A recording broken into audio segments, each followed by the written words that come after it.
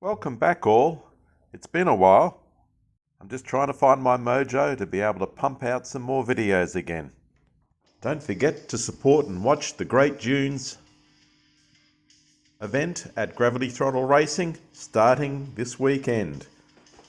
Let's see what Australia Post and USPS could finally deliver from my stable.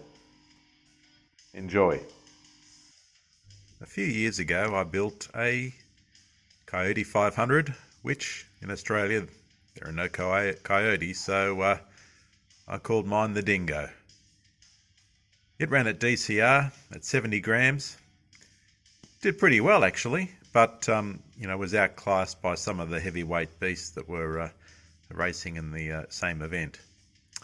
So roll on the sand dunes at Gravity Throttle Racing, and wasn't my first or second picked casting, but my third casting, because I needed to get things out in a reasonably quick time, is the new version, which I call the Dingo 2.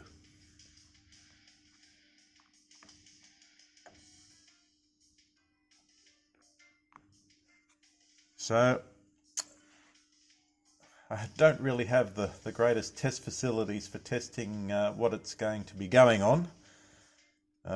So all I can do is my best at within the time frame that I've got, which I've got to have sent like yesterday, and well, we'll see how the Dingo 2 goes.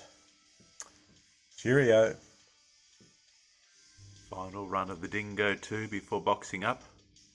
It's very hard to assess the potential of the car because the track of the car, the width of the wheels, rub both sides of the track. So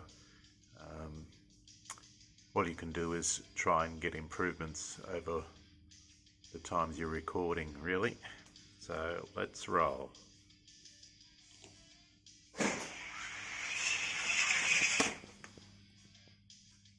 And that's its new fastest time, so that's a good thing. I had a lot of fun doing this build. Knobby tyres, well, that's something totally new to me. Plenty of guesswork going on as to what was really required into being able to be competitive on Marc's new track. I'm very good at getting it first up wrong, but we shall see, and it should be a very fun and even event and spectacular. See you out there and get viewing. Cheers all. CutRock'R!